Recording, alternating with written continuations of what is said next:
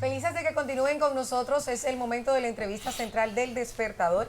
A propósito de una rueda de prensa que ofrecieron ayer la barra de la defensa del exministro administrativo de la presidencia imputado en el caso Calamar, José Ramón Peralta, hoy vamos a contar en la entrevista central con dos de sus abogados. Hablamos de Pedro Balbuena y de Santiago Rodríguez, a quienes les damos la bienvenida. No nos quedaron claras muchas cosas de ayer de esa rueda de prensa, por eso lo hemos traído en el día de hoy. Muy buenos días a ambos, bienvenidos, gracias por aceptar la invitación. Muy buenos días y gracias por tenernos. Sí, buenos días y gracias por invitarnos. Hemos visto en los argumentos de la barra de la defensa José Ramón Peralta el hecho de que en el expediente aparece una versión del principal, vamos a decir, delator, Bolívar Ventura, en principio con base en un interrogatorio que le hicieron en 2021 y luego aparece una versión diferente en un interrogatorio que le hicieron en 2022 y es donde menciona a José Ramón Peralta y ustedes argumentan que por esa razón entonces ese testimonio no es válido, tomando en cuenta que cambió la versión. Ahora, dentro de esa misma pregunta quisiera saber, Santiago y Pedro, si eso no es algo que ocurre con frecuencia, incluso lo hemos visto hasta en la televisión, hasta en películas de investigación, de que un testigo puede cambiar su testimonio. Fíjate, ustedes saben que la medida de coerción y la prisión preventiva que fue ordenada en perjuicio del señor Peralta Fernández, José Ramón, tuvo como base la delación premiada del señor Bolívar Ventura. Desde el inicio, nosotros estuvimos planteando que este no debía ser suficiente, que una delación premiada no debía ser suficiente como para que se ordenara prisión preventiva en contra de una persona que estuviera siendo investigada, por la razón de que en esta etapa, en la etapa en que nos encontramos, esa es una evidencia que no está sometida al contradictorio y que por no estar sometida al contradictorio, entonces tiene sus debilidades. Ahora bien, en el caso particular hay una situación que sí agrava y que pone en una situación crítica la investigación. Y es que en diciembre ese delator le ofreció como información al organismo investigador en el cual él informaba, le decía que él había manejado 527 millones y que esos 527 millones él coordinó y una entrega de esta suma se hizo a través del señor Peralta Fernández. Esto fue en diciembre del 22. Sin embargo, él en noviembre del 21 había dicho que esta misma suma de dinero él la había coordinado y se la había entregado a los señores Fernando Crisóstomo, Mimilo Jiménez y José Arturo Ureña, y que la entrega ya se la había hecho en Piantini. Sin embargo, en el interrogatorio del 22, él decía que la había hecho en una oficina política en Bellavista. En consecuencia, estas versiones diametralmente opuestas sobre el hecho fáctico que sirve de base y de sustento a la solicitud e imposición de medida, deja el expediente en un estado crítico, digamos que prácticamente de cierre. Y el tema en relación con la valoración de los testimonios, es un hecho cierto que los testigos pueden ofrecer declaraciones con matices distintos en un momento y en otro, eso es cierto. Y quienes valoran de verdad la cuestión de la credibilidad del testimonio es el tribunal apoderado del fondo del asunto. Pero una cosa es que un testimonio varíe en un aspecto que no sea sustancial y una cosa distinta es que narre una historia distinta. Porque el tema entre la declaración ofrecida en el año 2021 y aquella que se ofrece para imputar a José Ramón Peralta en el año 2022 es que son dos historias completamente distintas. en donde el elemento nuevo en la segunda declaración es que se incluye a una persona que nunca estuvo imputado conforme a la declaración dada originalmente por esa persona. Entonces, no es solamente un tema de variación de la información, es que una declaración tumba a la otra, y con ello, y las características que ha traído este proceso y la naturaleza de la misma declaración que ofrece Bolívar Ventura, estamos hablando no de un tema de credibilidad, sino un tema de historias alternas que incluso actualmente ambas historias sirven de sustento a dos procesos distintos, en ámbitos distintos. Porque esta primera declaración apareció en otro expediente que no es en este expediente. Y sirvió para dictar órdenes, sirvió para ordenar incautaciones, sirvió para promover la acción penal en contra de un grupo distinto, y ahora aparece otra declaración del mismo testigo pretendiendo imputar a otra persona. Entonces no es un tema de matices en la declaración, es un tema de contradicción absoluta, de modo tal que ambas declaraciones, podríamos decir en términos jurídicos, a causa de esa contradicción fundamental, se anulan recíprocamente. Doctor, pero para contextualizar un poco así, cómo va la cosa y para que la teleaudiencia pueda entender realmente la situación. ¿En qué contexto y en qué caso se da la primera versión y en qué caso y en qué contexto se da la segunda versión? La primera declaración se da en ocasión de los mismos hechos, porque es que Bolívar Ventura en su primera declaración, en relación con la misma cuestión, ofrece detalles distintos, pero envolviendo las mismas sumas de dinero, envolviendo los mismos cheques, envolviendo en síntesis la misma información sustancial. Y en la segunda, él sustituye un protagonista. Pero disculpe, doctor, pero era el mismo caso. Sí, bueno, es el mismo. ¿Se le investigaba hechos por el mismo caso a No, Bolívar? son casos distintos, pero los mismos hechos narrados. O sea, son los hechos del segundo caso narrados en el primero y en el segundo, los mismos hechos. Entonces, es en relación con la cuestión fundamental que envuelve a unos únicos hechos con dos versiones distintas del mismo testigo. Bueno, Pedro, Santiago, a mí me sorprendió mucho, para que aclaren por favor la situación, de que ustedes, luego de decir durante estos 7 meses que su defendido puede conocer el caso en libertad, ustedes ayer estaban pidiendo no solo su libertad, sino el cierre del caso. ¿Por qué esa variación? Bueno, fíjense algo, es que lo que ha sucedido en cualquier proceso, en cualquier ordenamiento jurídico, y hay el derecho comparado nos puede dar datos suficientes donde los regímenes jurídicos reaccionan ante lo que ha sucedido, o sea, las consecuencias que se deben producir cuando se generan situaciones como esta en una investigación. Aquí estamos hablando que en esta investigación han aparecido dos informaciones sobre un mismo hecho, entonces hay una de las informaciones que ha de ser falsa. Entonces hay un proceso de investigación que las evidencias están afectadas de falsedad. Y eso en los regímenes jurídicos, en los ordenamientos jurídicos, lo que debe producir, porque acuérdense la máxima, el fraude lo corrompe todo. O sea, una situación de esa naturaleza lo que debe generar es desaparecer, extinguir lo que el escenario donde se ha producido, y el escenario donde se ha producido es un proceso de investigación.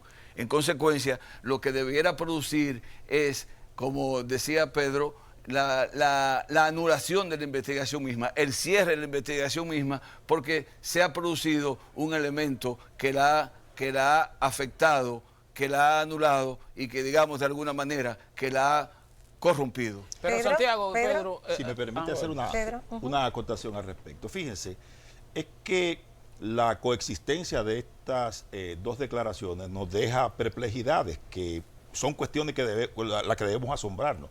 La primera es que la segunda declaración no hace mención de que hubo una primera.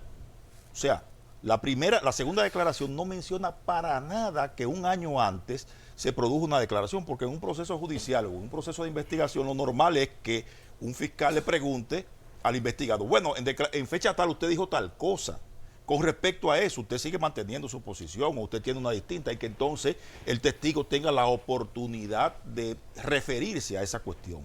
Pero en este caso no ocurrió eso, sino que ambas declaraciones aparecen como elementos completamente independientes, como si una existiera y la otra no existiera. Eso por un lado. Pero el tema es que desde el principio, el tema de credibilidad en relación a lo que son las informaciones, a las delaciones premiadas, nos trae a nosotros una cuestión trascendente para comprender este caso. Y es por qué, si usted dio todos esos detalles en un momento en relación a este caso, en relación a pagos que se realizaron, en relación a requerimientos que se le hicieron, ¿por qué usted ofrece la segunda declaración? ¿Y cómo se comprende eso? Solamente puede comprenderse en base a los beneficios que esa segunda declaración genera. En una investigación de esta naturaleza, una retractación, ni siquiera es retractación, porque en una retractación usted reconoce que dijo otra cosa. Vamos a decir, una nueva elaboración de una declaración como la que se ofreció debería poner a cualquiera a preguntarse en relación a las razones que motivaron que esto se produjera en la práctica. Y nos obliga y nos convoca a cuestionar cómo también quienes intervinieron en la investigación no llamaron la atención de la persona investigada en relación a la diferencia de su última declaración en relación con la primera, a pesar de existir todos los mismos elementos. Entonces, de lo que se trata aquí no es de un tema de valoración de la prueba, no es de un tema de qué tan creíble pueda ser Bolívar Ventura. Es que la segunda declaración es un mentiz a la primera. Es una declaración que por su propia configuración nos arroja sospechas gravísimas en relación a los motivos subyacentes en la segunda imputación. Entonces ese no es un tema simplemente de pedir levantamiento de la medida de coerción que procede independientemente de este hecho, procede. Es también reconocer la relevancia que tiene este tema, sobre todo tomando en cuenta que de donde sale la imputación completa en contra de José Ramón Peralta es de esta declaración de esta persona. Entonces, ¿cuál es el sustento que le queda a esa investigación si usted extrae este elemento ponzoñoso, si se quiere decir de alguna manera, este elemento extraño, este elemento que podría tildarse incluso de falso? No queda nada. No existe una evidencia que no dependa de esa declaración. O sea que la única parte donde ese expediente hace referencia a irregularidades cometidas por José Ramón Peralta es en ese párrafo donde el señor Bolívar Ventura dice que fue abajo. No aparece en ninguna otra parte.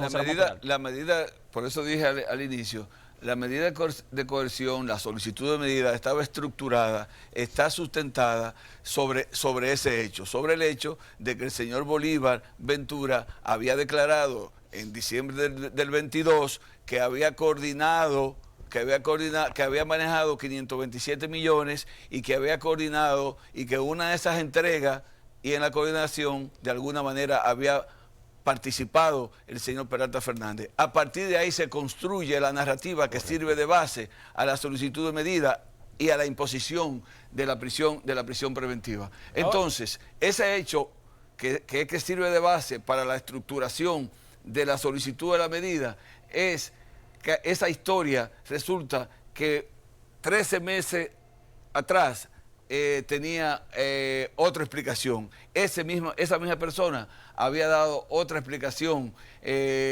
muy distinta y cambiando los actores. Uno dijo que coordinó con 3 personas particulares y luego en el 22 es que dice en diciembre del 22 que con quien coordinó fue con el señor Peralta. Entonces eso deja la medida, lo que sirvió de sustento a la medida en una situación prácticamente de inexistencia. Bueno, lo que pasa es que yo le insisto, doctor, en que cuando una persona es acusada, pues no es extraño que dé más de una versión y que dé versiones distintas. En este caso, una de las dos versiones puede ser falsa, pueden ser falsas las dos versiones, no van a ser verdaderas las dos, pero si una de las versiones puede ser falsa, tal vez la que es falsa la primera y no necesariamente la segunda, a juicio de o con base en lo que pudo haber investigado el Ministerio Público. O sea, ciertamente recibió dos versiones de un acusado o de un interrogado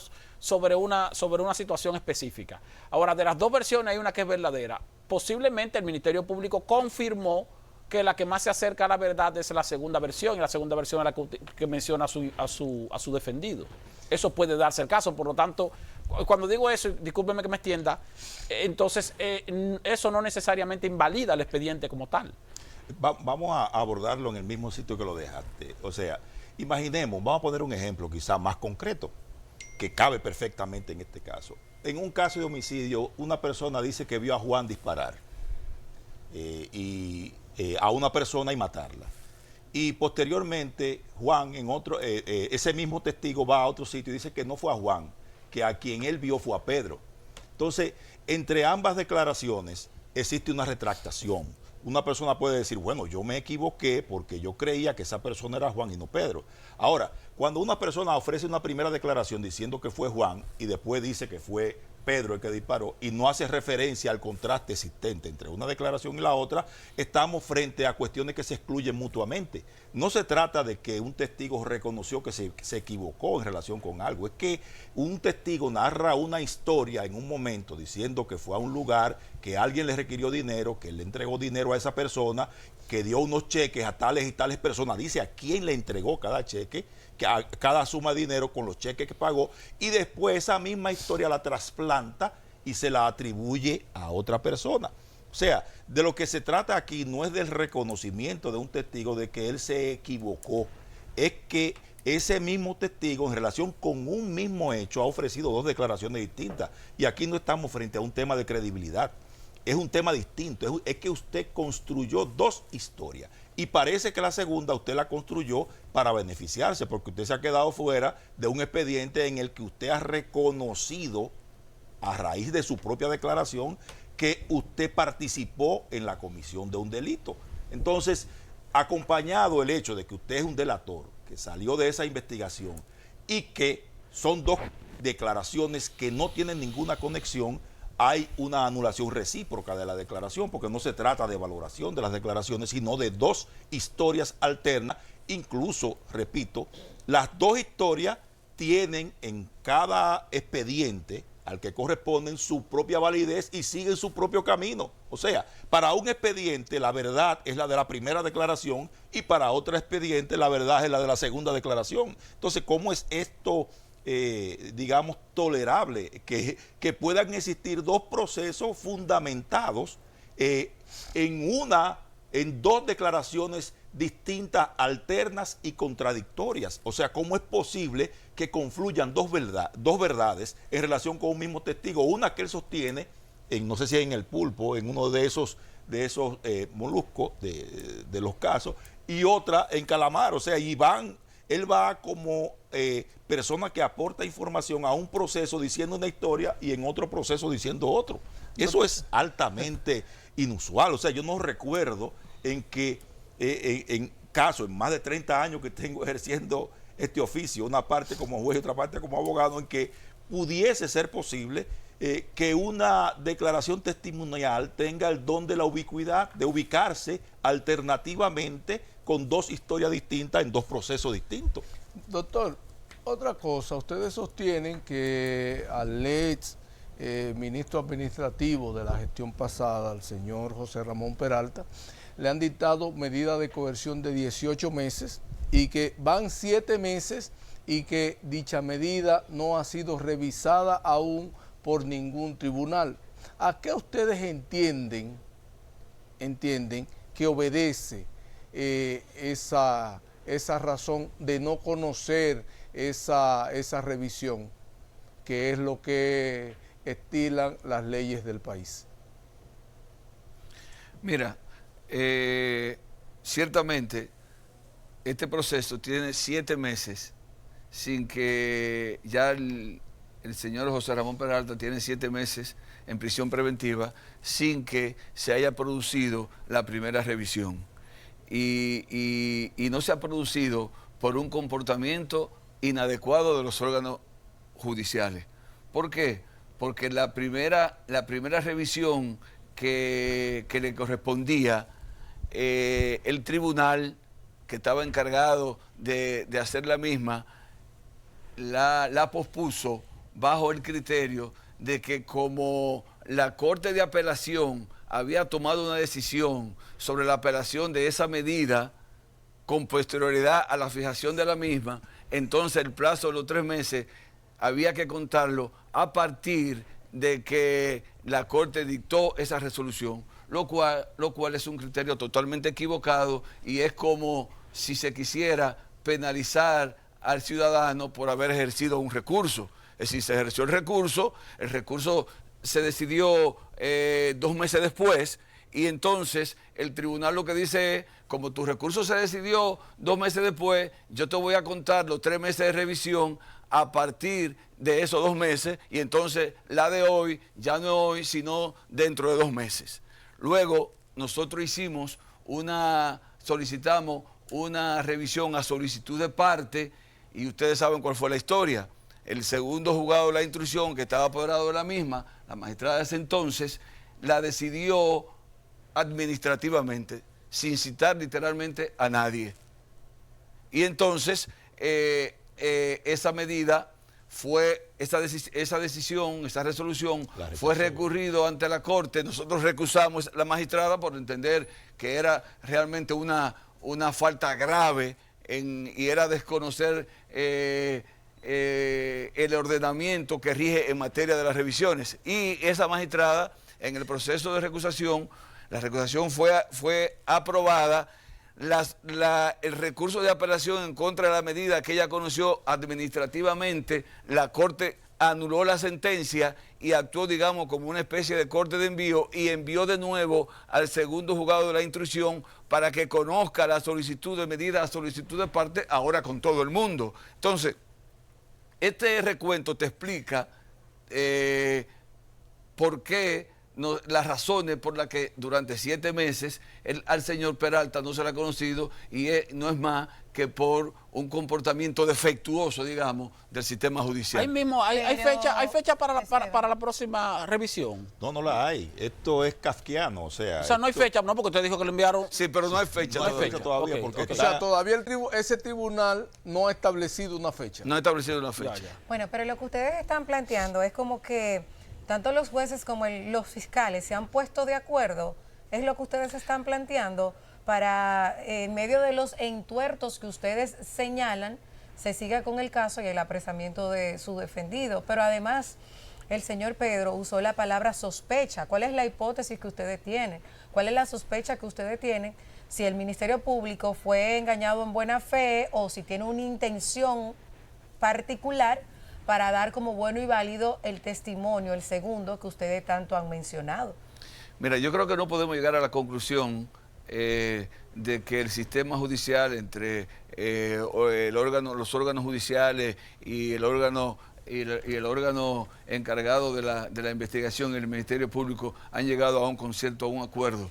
Eso nosotros es imposible decirlo, pero sí se ha revelado un comportamiento a todas luces defectuoso, y la mejor evidencia de que hay un comportamiento defectuoso, que una corte le dijo a una juez: mire, yo lo voy a apartar del proceso porque usted ha cometido una falta en un asunto que era muy evidente, y que su comportamiento, su accionar en el proceso debió ser otro, que usted debió advertir, porque la norma es bastante clara sobre el tema. Por lo tanto, nosotros no podemos decir que hay acuerdo y que hay un concierto. Lo que sí podemos decir es que hay un comportamiento defectuoso en el sistema judicial, que ha imposibilitado que después de 7 meses al señor Peralta no se le haya conocido la revisión que le corresponde, que es una garantía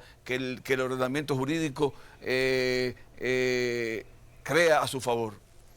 Digamos que hay podría decirse, un número considerable de coincidencias desafortunadas. ¿Por qué? Porque la ley dice que hay que conocer la revisión obligatoria de la prisión preventiva cada 3 meses. La ley dice que la revisión, cuando es a petición de parte, hay que celebrar una audiencia y discutirla. Resulta que desde la imposición de la medida de coerción y la confirmación por parte de la Corte han pasado 7 meses, ¿verdad?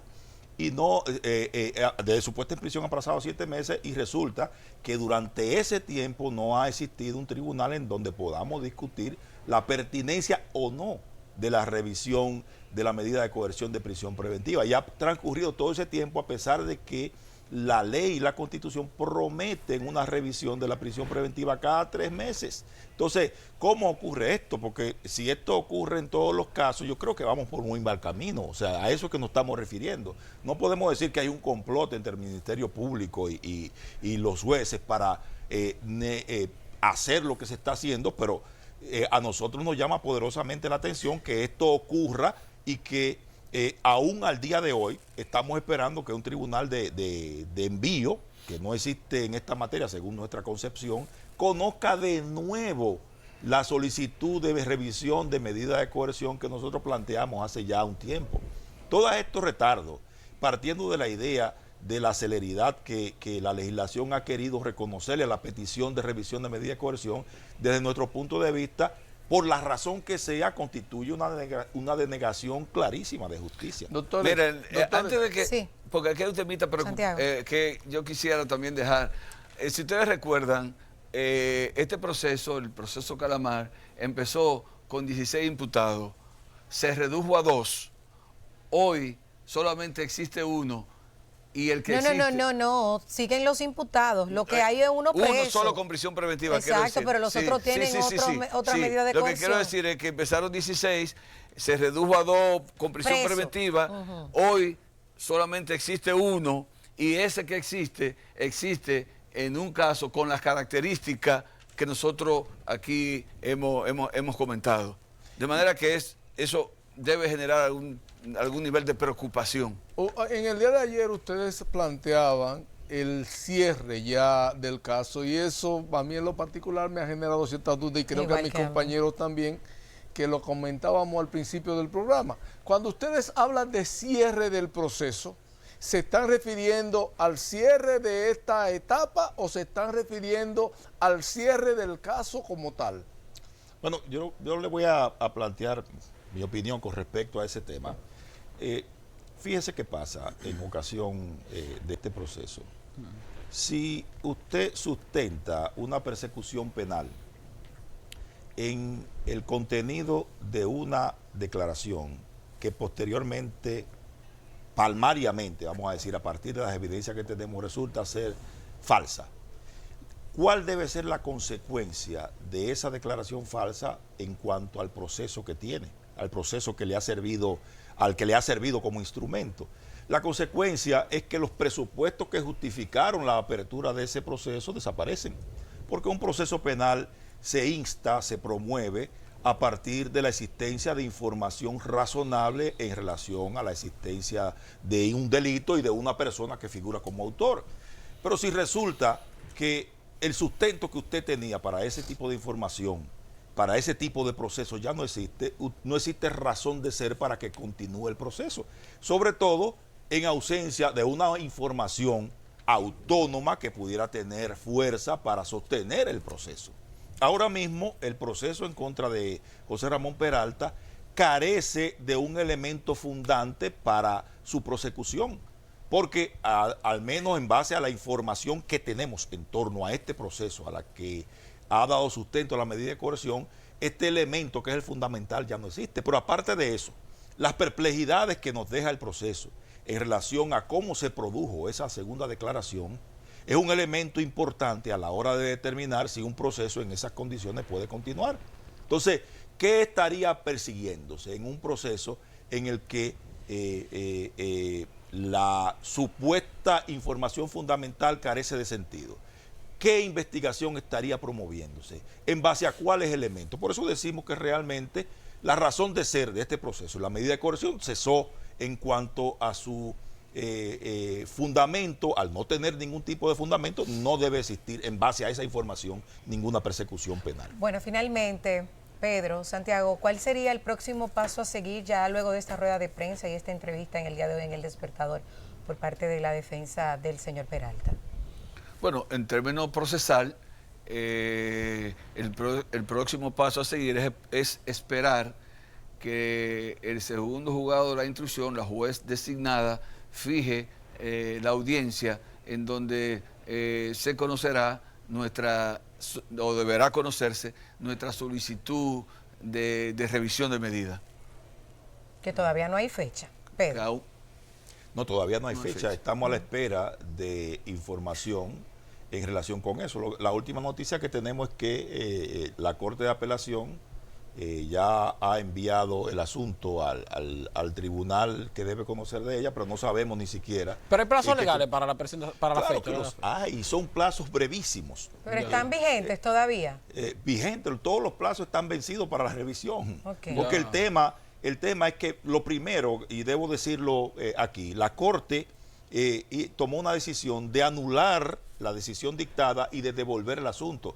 Sin embargo, en derecho eso se puede hacer solamente cuando la Corte conoce el fondo del asunto. Y la libertad La Corte de tenía el Donald deber de Guerrero. examinar el fondo y decidir en un sentido o en otro. La libertad de Donald Guerrero no beneficia ya para cuando les toca al defendido de ustedes este conocimiento o revisión de medida. Bueno, nosotros entendemos que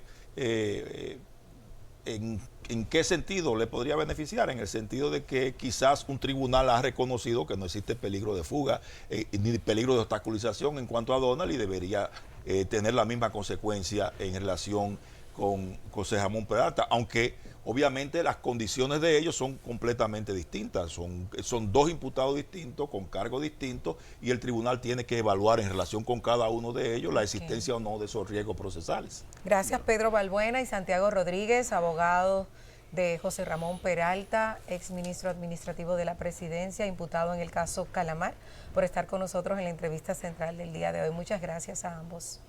Vámonos de inmediato con Linda Cortorreal y un segundo boletín informativo. Apenas son las 9:18 minutos. Sigue muchísimo contenido aquí en El Despertador.